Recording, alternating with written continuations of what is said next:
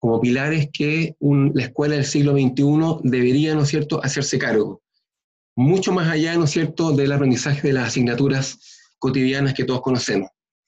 Y también este último tiempo se han ido poniendo en la palestra educativa el que las escuelas se transformen en escuelas que eduquen a los habitantes del siglo XXI, digamos, con habilidades como la creatividad y la innovación, el pensamiento crítico y la colaboración.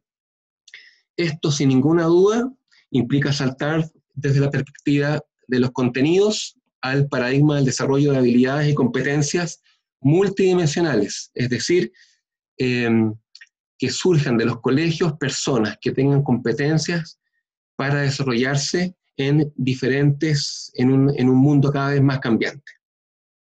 Entonces, en ese contexto, que de sí ya es complejo, uno puede mirar, ¿no es cierto?, el sistema escolar desde el coaching, interviniendo en distintos aspectos, ¿no?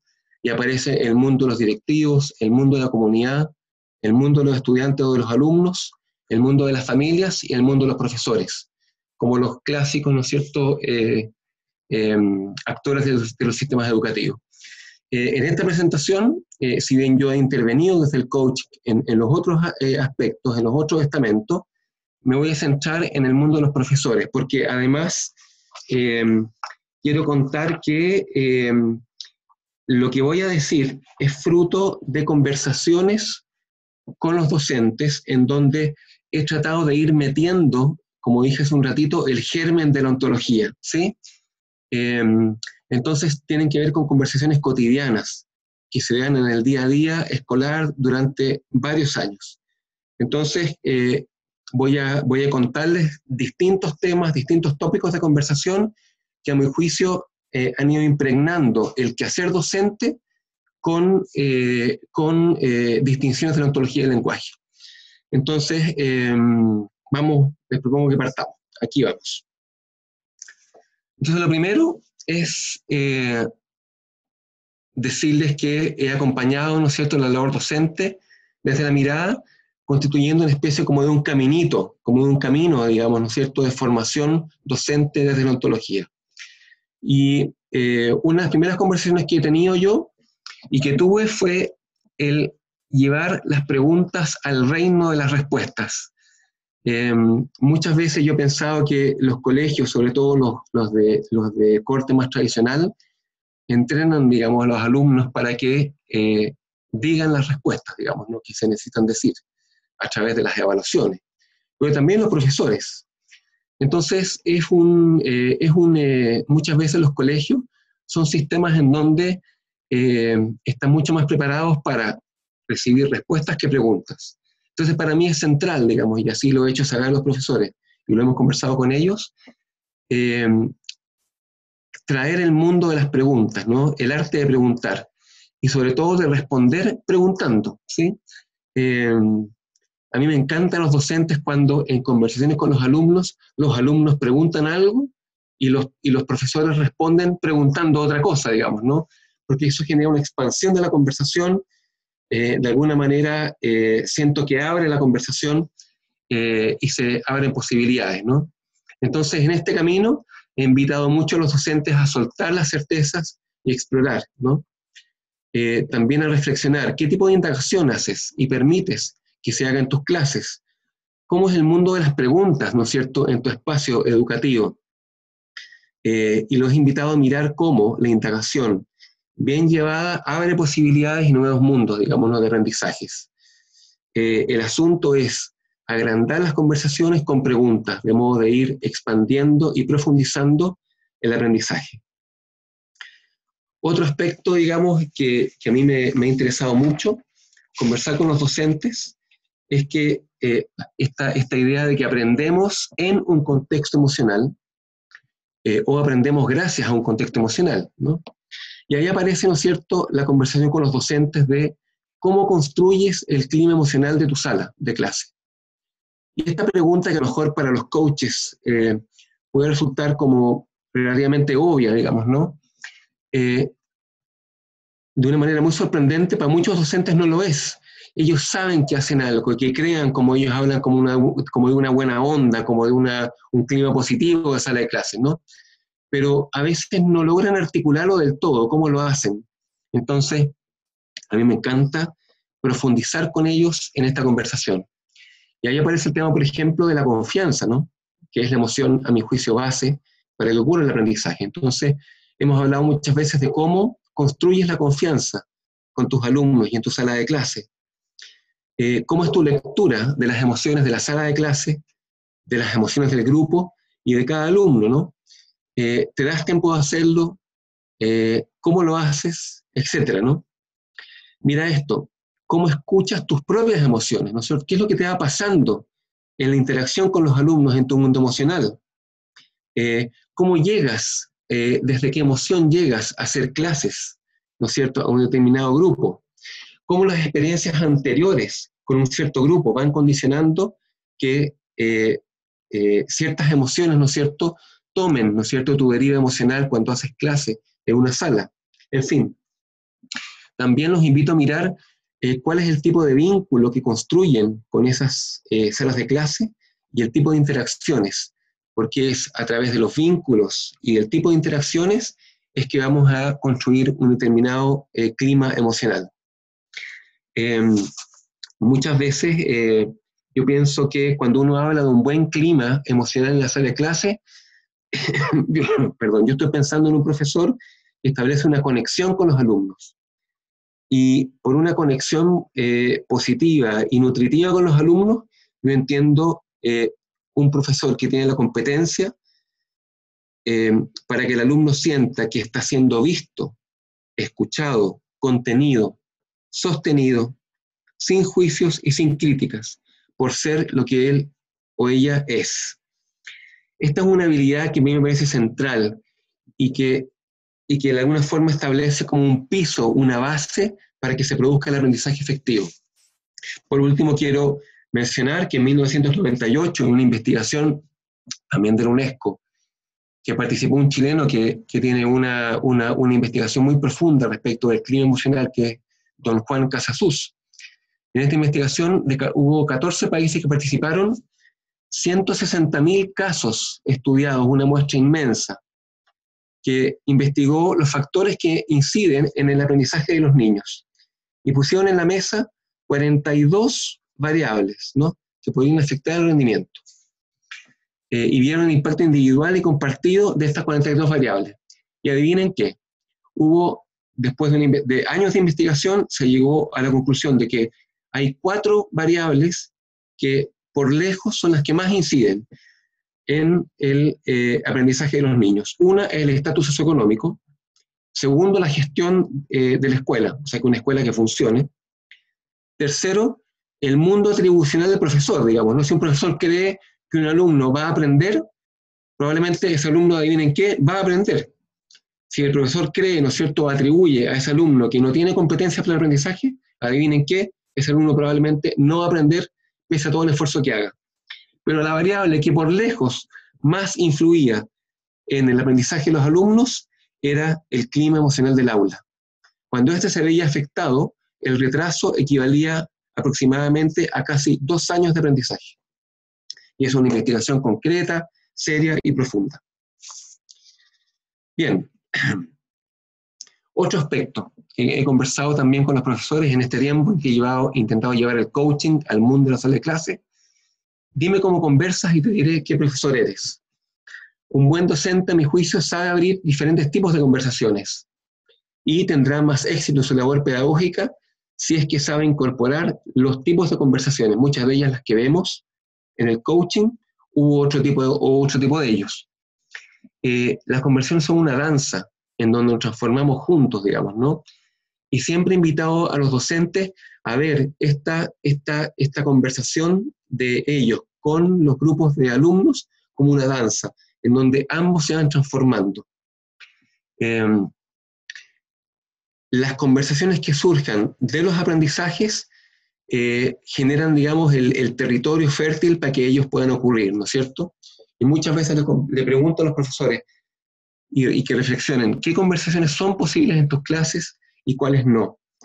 y muchas veces también tiene que ver con las conversaciones que son posibles en la vida personal de ese profesor.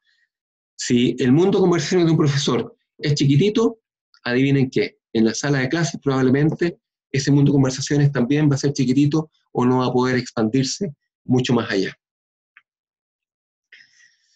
Por último, el siguiente, aprender, el arte de construir contextos.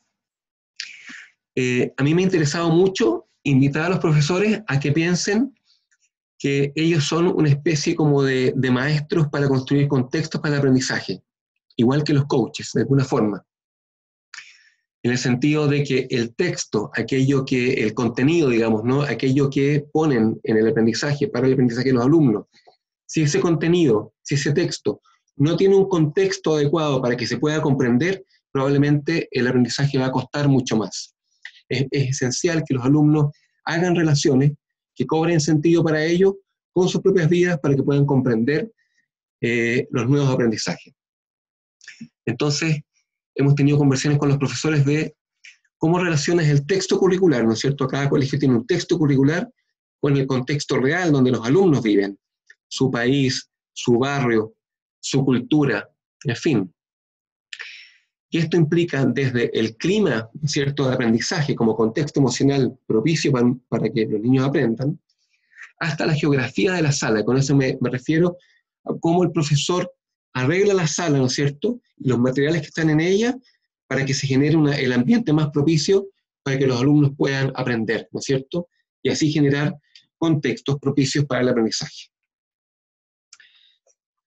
Entonces, muchas veces le pregunto a los profesores, ¿has reflexionado en torno a los contextos de aprendizaje de tus clases? ¿Cómo son? ¿Cómo los construyes? ¿Cuánto los preparas? Etcétera. Este es otro punto también que también a mí me encanta mucho, que es escuchar el kairos también en los profesores, que es aprender a escuchar en qué momento decir las cosas, de modo que exista contexto para poder recibirlo y aprender. Muchas veces, sobre todo los niños más chicos, digamos, ¿no? A veces hay como lo que se llama en psicología, a veces como estas ventanas críticas del desarrollo o del aprendizaje, digamos, ¿no? En que hay un momento preciso y perfecto en donde cabe la pregunta, cabe el ejemplo, digamos, ¿no? Cabe, ¿no es cierto?, el seguir avanzando en vez de detenerse, ¿no es cierto?, y profundizar. En fin, como un exquisito sentido común, como un exquisito sentido, digamos, de fineza, para ver cuándo el profesor tiene que intervenir, ¿no? Que tiene que ver con el kairos, digamos, ¿no?, con el tiempo cualitativo, ¿no?, que es distinto del cronos, que es, ¿no es cierto?, el tiempo cuantitativo. Entonces, los profesores que reflexionen respecto de cuál es su timing, cuáles son los ciclos, las pausas, los momentos, las oportunidades, las recurrencias, están mucho más como a caballo, digamos. Generalmente los maestros, que llevan mucho más tiempo, saben escuchar cuál es ese timing, cuál es ese kairos de los alumnos. Al igual que el coaching, ¿no es cierto? Cuando uno de alguna forma avanza, hace una pregunta, o entrega su interpretación, o acompaña, ¿no es cierto?, para articular un quiebre. En fin. Seguimos adelante. Mira esta. El instrumento más poderoso con el cual el profesor enseña es él mismo. Puede tener PowerPoint, PPTs, ¿no es cierto?, pizarras, material didáctico, libros, etcétera. Todo eso, fantástico.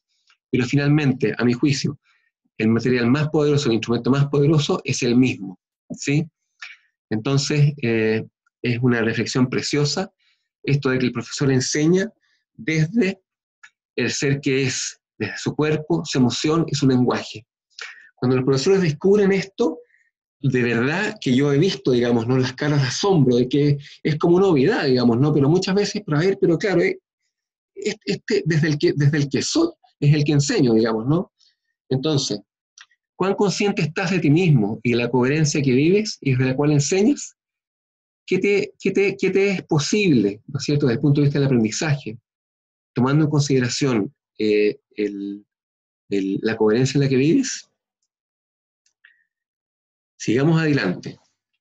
Y desde ahí, ¿no es cierto?, la didáctica, ¿no? Que es de alguna forma la ciencia que habla del cómo enseñar, ¿no es cierto? Del delivery, digamos, ¿no? De cómo se hace, de cómo aquello que sé, aquello que quiero transmitir, cómo lo transmito de modo que el alumno entienda, digamos, ¿no? Lo incorpore, lo haga cuerpo, ¿no?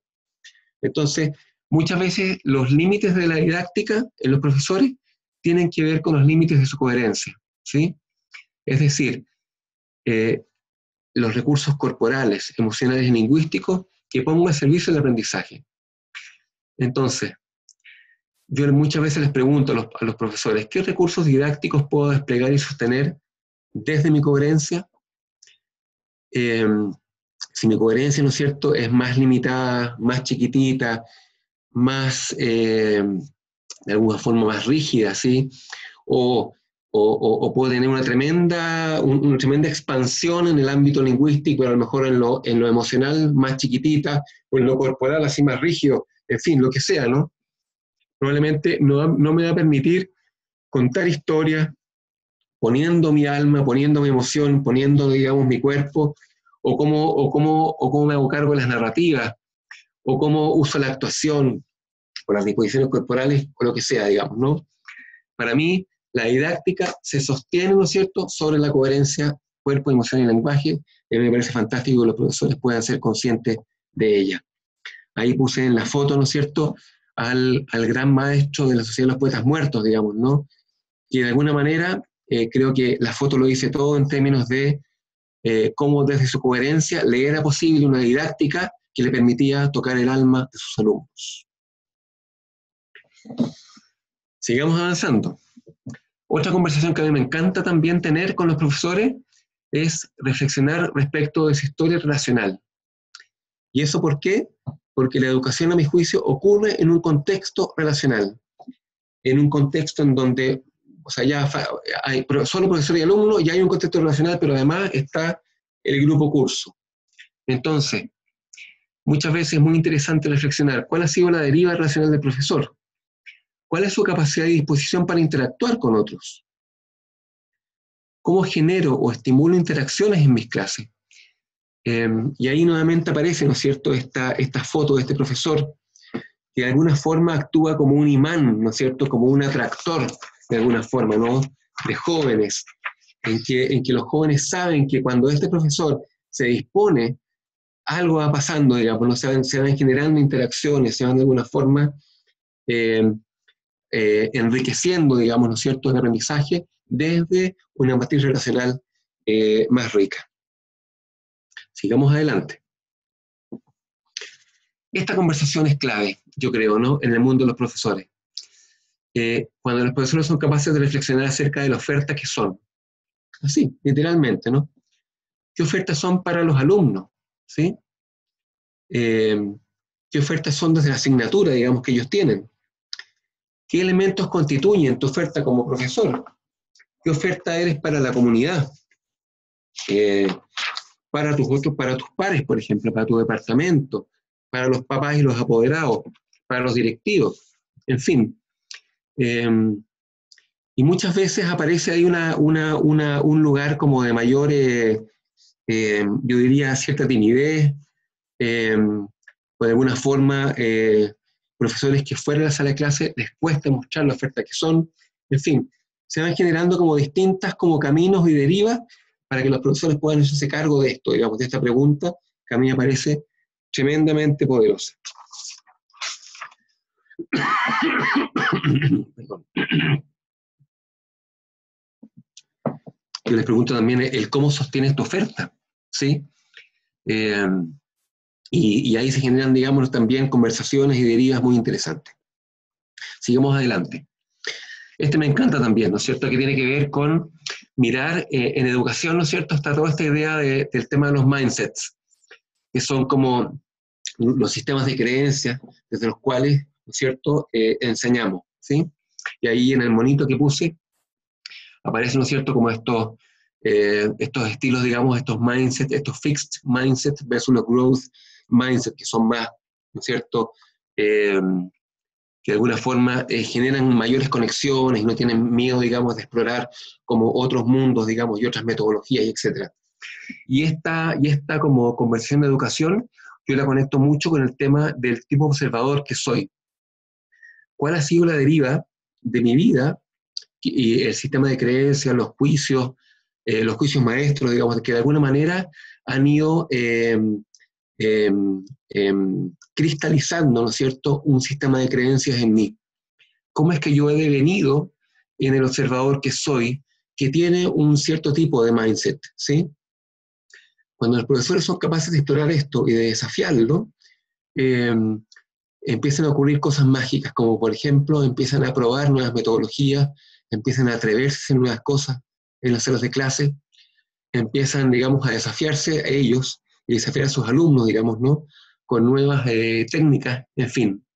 Y se generan, digamos, ¿no es cierto?, como un círculo virtuoso que tiene que ver con desafiar aquello que es conocido, digamos, ¿no? ¿Cuántos profesores uno ve, ¿no es cierto?, en los sistemas escolares que siguen haciendo la misma clase, ¿no es cierto?, muchos años, que hacen las mismas actividades, en fin, ¿no? Quizás porque el resultado ha sido eficiente y efectivo, digamos, ¿no? A veces hasta algunos tienen como las hojitas amarillas, así, ¿no es cierto?, de la misma hojita que ha soportado tantos años.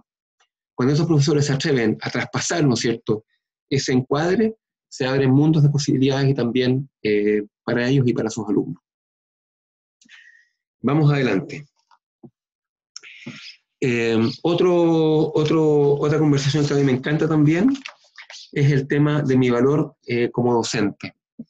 Y ahí aparecen conversaciones que son también usuales en el mundo del coaching, digamos, ¿no? Con los coachees, que tiene que ver con los sentimientos de suficiencia, de autoeficacia, el tema de la valía personal y profesional, el tema del reconocimiento, ¿no? El tema de la dignidad, ¿no? Desde qué lugar yo me paro para ser profesor. Y este es como todo el tema, ¿no es cierto?, de la autoestima docente, ¿no es cierto?, que muchas veces ha sido un tema para las personas que hemos trabajado en educación. Y a mí me parece tan poderoso cuando los profesores son capaces de mirar que tienen algo que trabajar en este espacio. Que cuando lo trabajan, ¿no es cierto?, se genera como una especie como de expansión, digamos, ¿no es cierto?, de su ser docente en el espacio escolar. Entonces aquí aparecen para mí preguntas como, por ejemplo, ¿qué valor agrego a mi escuela? ¿Cuál es mi oferta, ¿no?, de valor, ¿no es cierto?, para mi colegio, para mi departamento, para mi curso, para mi grupo de estudiantes, ¿sí? Y se van, ¿no es cierto?, generando conversaciones preciosas, digamos, a las cuales también uno puede acompañar. ¿Cuál es mi valor como docente? Sigamos adelante. Esta me encanta a mí, ¿sí? Y si ustedes ven, muchas de las cosas que hemos hablado tienen relación, ¿no es cierto?, tienen relación unas con otras, digamos, ¿no? Y acá aparece el tema como de la presencia, ¿no? Y esta muchas veces es un ámbito que no muchos profesores articulan tan fácilmente, ¿no? Que es el tema de cómo te paras en tu sala de clases, ¿no? Así, literalmente, cómo ocupas tu espacio, ¿sí? ¿Cuál es tu conversación, digamos, ¿no?, desde tu presencia con la presencia de tus alumnos, ¿sí? ¿Cómo tu cuerpo sostiene aquello que dices? Sí, literalmente, digamos, ¿no?, como la corporalidad, mirándola como algo que sostiene aquello que yo declaro o que digo, digamos, ¿no? ¿Desde qué presencia, ¿no?, te haces cargo de los desafíos de tus clases, ¿sí? Cuando tienes también dificultades en tu sala de clase, digamos, ¿no?, dificultades de aprendizaje, cuando tienes también conflictos también, ¿no? Cómo, desde qué presencia acompañas, ¿no es cierto?, la deriva, ¿no es cierto?, de esa situación con tus alumnos. Muchas veces cuando esta conversación se pone, los profesores, perdón, se abren, ¿no es cierto?, como un espacio ahí como de Pandora, digamos, ¿no?, en que de alguna forma se miran, digamos, ¿no?, cómo caminas en tu sala. A veces hay profesores que recorren poco la sala y que están siempre en un lugar, ¿no es cierto? ¿Cómo es tu sala desde otra perspectiva? ¿Qué pasaría si das vuelta, digamos, ¿no es cierto?, tu lugar habitual? En fin, ¿no es cierto? aparece todo un lugar como de la importancia de la presencia, ¿no es cierto?, en el ámbito de la sala de clase. ¿Se han fijado ustedes que hay profesores que llegan a una sala de clase y pueden estar, a veces gastan, ¿no?, entre comillas, o invierten 10 minutos para que esa sala de clase genere un clima de aprendizaje, qué sé yo, con silencio o con atención, etcétera, y para ello tienen como distintas como estrategias para hacerlo. Y hay otros profesores, sin embargo, que basta que pongan un pie en la sala de clase, sin gritar, sin amenazar, digamos, ¿no? Inmediatamente los alumnos, ¿no es cierto?, ¡pum!, se ponen en un lugar, o hay una disposición, ¿no es cierto?, para que esa lección parta. A eso me refiero, digamos, ¿no?, con todo ese ámbito que está más allá de las palabras y que tiene que ver con la forma en que corporalmente los profesores se paran frente a su sala de clase. La presencia.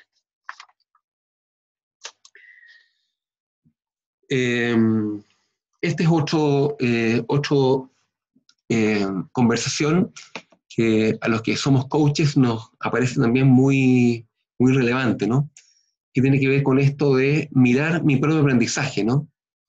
Que es esto de mirar el aprendizaje de segundo orden, digamos, ¿no? Que es no solo mirar el aprendizaje, el cambio de mis acciones para lograr los resultados que quiero, sino que mirar el cómo estoy observando el mundo para que si hago cambios en mi observador, ¿no es cierto?, se generan, ¿no es cierto?, formas diferentes de actuar en el mundo que quiero impactar. Entonces los profesores también, esta es una conversación muy interesante, ¿no?, de cómo te ves aprendiendo, ¿no? Cómo ha sido tu proceso, digamos, ¿no?, de aprendizaje como profesor. Cómo has ido incorporando, digamos, ¿no es cierto?, tus nuevas habilidades. Cómo te subes al balcón de tu propio aprendizaje. ¿Cuándo te declaras aprendiz? ¿Sí? Y esto tiene que ver con que los profesores de alguna forma, se declaran a sí mismos como unos lifelong learners, digamos, ¿no?, que son unos profesores que, a pesar de ser, entre comillas, expertos en algo, en alguna materia, digamos, ¿no es cierto?, se declaren como aprendizajes eternos, digamos, aprendedores eternos de la vida, digamos, ¿no?, que siempre estén aprendiendo en beneficio de sus alumnos. Que no se queden dormidos, digamos, ¿no?, en los laureles del saber, sino que siempre de alguna forma, se desafíen para seguir aprendiendo y así poder impactar de una mejor manera a sus alumnos. Quiero ver la hora, ya estamos ya más o menos cerquita del fin. Esta es la última conversación que habitualmente aparece con los profesores, ¿no es cierto? Que tiene que ver con el introducir, el llevar los actos del habla, ¿no es cierto?, a la sala de clase y también a la vida del profesor en el sistema escolar. Entonces, esto tiene que ver con, cómo pides ayuda, que es un tema no menor en el mundo de los docentes, digamos, ¿no? El pedir ayuda, digamos, ¿no? Con sus planificaciones, de repente con ciertas actividades, en fin, ¿no? A veces hay profesores que no les cuesta nada esto, pero a otros que les cuesta mucho, como a todos los seres humanos. El cómo hacer ofertas, el cómo realizar declaraciones fundamentales, en fin, ¿no? El cómo coordinar acciones, ¿no es cierto?, con la comunidad educativa, con otros profesores, con los papás, con los directivos, con los alumnos, con los otros estamentos, con las comunidades en las cuales las escuelas existen, etc. El cómo cumplo mis promesas también. En fin, ¿no? Y también cuando he introducido estas conversaciones y he abierto, ¿no es cierto?, las distinciones del coaching, el tema del pedir ayuda, por ejemplo, las condiciones de satisfacción, en fin, ¿no? El decir que no, el decir que sí, el agradecer, en fin, ¿no?, todos los actos del habla, se genera como un impacto positivo que finalmente redunda en un mejor y mayor aprendizaje de los alumnos, digamos, ¿sí? En fin. Hemos mirado, ¿no es cierto?, en este ratito, ya son las 6:15 aquí en Chile, entonces yo creo que nos quedan 15 minutos. Sí, Juan Pablo. Sí. Quedan 5 minutos para que demos la entrada a las preguntas, así que Dale. yo Me quedan un par de slides y pasamos a eso. Sí, yo invito a los que quieran hacer preguntas que escriban en el chat y yo te las voy pasando. Eso, preguntas o comentarios, lo que sea. Bien, entonces, mira, hemos recorrido todos estos temas, estas áreas o acciones que habitualmente yo he conversado durante los últimos 10 años con mis profesores, ¿sí? En los colegios que yo he trabajado. Si establecen una especie como de un camino ontológico docente, digamos, ¿no? Que es una especie de caminito en donde en las conversaciones cotidianas hemos ido introduciendo, digamos, ¿no es cierto?, de alguna forma, distinciones ontológicas. Y si tú ves cada una de ellas, ¿no es cierto?, tiene distinciones ontológicas que trabajamos en el espacio del coaching, ¿no? Y que las voy a poner aquí inmediatamente, ¿no es cierto? Aparece la indagación, el dominio emocional o el mundo emotivo, el poder de las conversaciones, el coaching como el arte de construir contextos de aprendizaje, la escucha, la conciencia de mi coherencia cuerpo, emoción, lenguaje, las narrativas e historias, el ser oferta, la apertura, la flexibilidad, el ser suficiente, el aprendizaje de segundo orden, los actos del habla, etc. ¿Sí? Perdón. Todo esto los profesores, a mi juicio, cuando aquellos que lo han incorporado, ¿no es cierto?, a poquitito, mucha gratitud, mucho alivio, mucha liviandad, mucho empoderamiento, ¿no es cierto?, que tiene un impacto en el aprendizaje de los alumnos. Entonces, aquí quiero confesarles algo, yo tengo un sueño, ¿sí?, que tiene que ver con aportar o crear lo que yo llamaba una pedagogía ontológica, digamos, ¿no?, que es una pedagogía que tiene este camino, ¿no es cierto?, de formación ontológica para profesores, en donde el aprendizaje del estudiante y del docente esté a nivel más del ser y no solo del hacer, digamos, solamente, en que se incorporan los dominios emocionales y corporales de manera intencionada, no solo los del alumno, sino también que los del profesor, en que se vea al estudiante como un legítimo otro en toda su dimensión, en que se expanden las fronteras de aprendizaje, es un espacio más integral, ¿no es cierto? Uno ve al niño más integral, el profesor también, y que estudiante y maestro, a consecuencia de esta pedagogía más ontológica, sean aprendices. Yo sueño con eso, espero hacerlo algún día. De alguna manera, quiero llevar este proyecto también a las escuelas de formación de docentes y ver ahí, ¿no es cierto?, qué se puede hacer, porque he visto el impacto positivo que estas distinciones tienen en el quehacer del profesor. Y dicho esto, ¿no es cierto?, abramos un espacio para preguntas o comentarios en los minutitos que nos quedan. Adelante.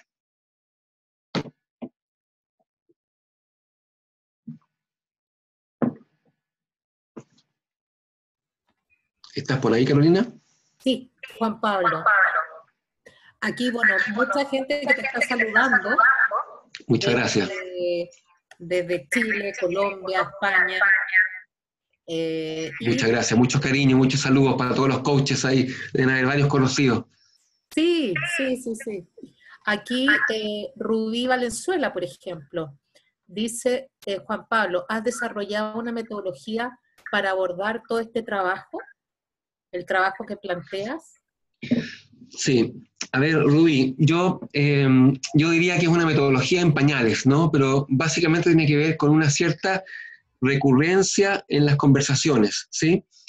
Particularmente lo que yo hacía, yo actuaba como director de sección, digamos, ¿no?, de un colegio, y lo que hacía es que me reunía con los profesores jefes, ¿sí?, de asignatura, una vez por semana, ¿sí?, los iba rotando, digamos, ¿no?, pero cada uno tenía una recurrencia de conversaciones.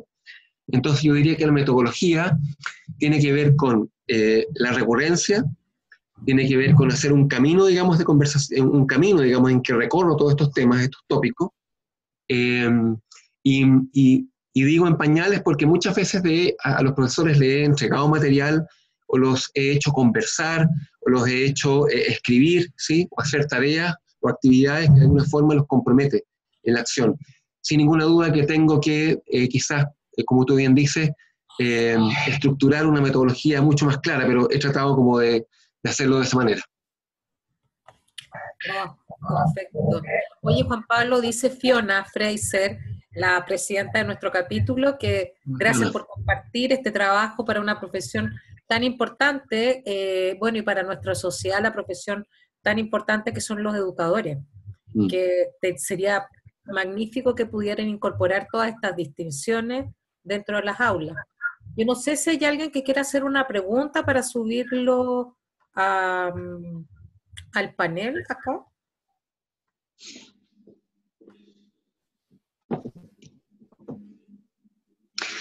Bueno, yo tengo estoy de acuerdo con Fiona.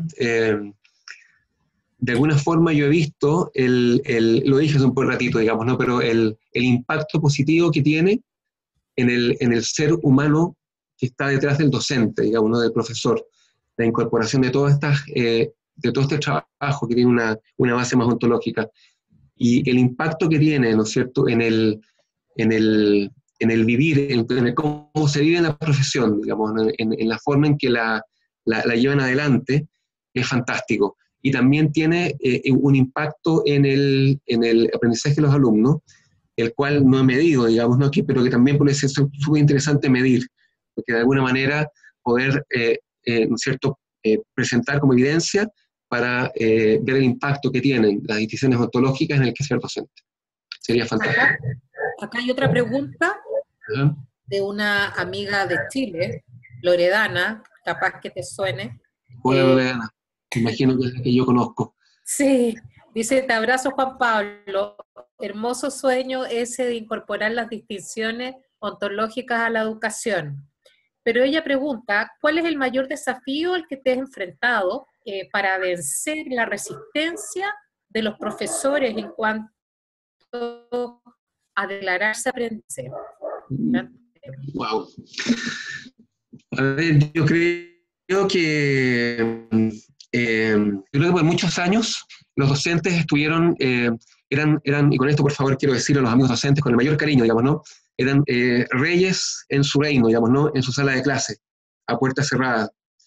Con los años de estudio en la educación, cada vez las salas de clase están más abiertas, ¿sí? El feedback, la evaluación, ¿no es cierto?, docente, en fin, un montón de cosas. Entonces, hay una historia muy potente, ¿no es cierto?, del docente de hacer las cosas a su manera, y que está muy bien, digamos, de cierta manera. Pero creo que hay una historia que no ayudó, o no ayuda mucho también a esta apertura, por un lado, y que creo que ha ido cambiando con el tiempo. Pero también yo creo que los docentes también, por muchos años, y no solo los docentes, digamos, muchos seres humanos, y sentíamos que éramos poseedores de la verdad, desde el observador que somos. O no teníamos conciencia, ¿no es cierto?, de que vemos lo que podemos ver, y decimos lo que podemos decir, y escuchamos lo que podemos escuchar, simplemente.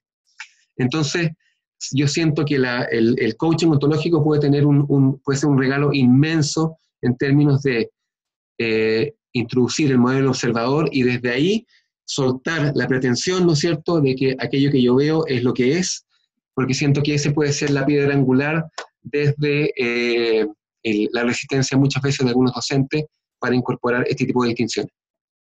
Sí, acá tenemos un amigo, Luis Ayuso, que dice algo similar, muy interesante y ilustrativo. Un placer escucharte, Juan Pablo. ¿Y Gracias. cómo de receptivos son los profes para incorporar lo visto en esta conferencia? Que es un poco lo mismo que preguntaba Loredana. Otra persona pregunta también, que es un poco lo que tú ya también dijiste, si tienes antecedentes de experiencias similares en otras latitudes. Yo sé que en Argentina hay un grupo que ha hecho un trabajo, digamos, de introducir la ontología del lenguaje en colegios, y que tienen un trabajo inmenso y precioso en eso, y que sé que es el trabajo más robusto que he visto en ese sentido. En Chile, por lo menos yo no he conocido algo así, pero si hay alguien por ahí escuchando, digamos, que le haga sentido esto, yo necesito juntar fuerzas para, y también en otras latitudes, digamos, ¿no? En España, en Venezuela, ¿no es cierto?, en Colombia, necesito aliados, digamos, ¿no es cierto?, para llevar el coaching al mundo de la educación, porque siento que es un inmenso regalo para los niños. No, Hay una cosa que no dije, que quiero antes de que esto termine. A mí me encanta una reflexión que hace Humberto Maturana, que es este biólogo chileno, digamos, ¿no? Que ha también impactado mucho el mundo del coaching y de la ontología. Él dice, cuando le preguntan por el futuro, le preguntan si el futuro del mundo está en los niños, y él dice que no está en los niños. El futuro del mundo está en los adultos que están con los niños. Porque de alguna manera los adultos que están con los niños son aquellos que van de alguna forma a influir, moldear, ¿no es cierto?, y transmitir una visión de mundo, una cosmología de los niños del mañana. Entonces es urgente trabajar con los adultos que trabajan con los niños, digamos, y eso es lo que me inspira. Acá Juan Pablo, por ejemplo, Jimena Fajardo, que es MSC de Colombia, te da las gracias, dice que muy buena la exposición y te agradece. Acá Fiona pregunta, ¿qué destacas de este trabajo con los profesores en un clima donde hay mucha presión por la inclusión? Bueno, yo en uno de los colegios que trabajé, la impresión que tengo es que con los profesores que tenían desafíos en ese sentido, las distinciones ontológicas fueron súper funcionales para la apertura, digamos, ¿no? Para trabajar también con el grupo curso, digamos, de los alumnos. Creo que de alguna manera son un aporte, digamos, no tengo, de alguna forma no puedo demostrar, digamos, con cifras, ¿no es cierto?, y con evidencia concreta, digamos, más allá de mi experiencia. Pero lo que he visto es que es un impacto muy positivo. Súper. Te voy a pedir que, si tienes los datos, Sí, que si los puedes poner. Ahí se ve mi correo electrónico.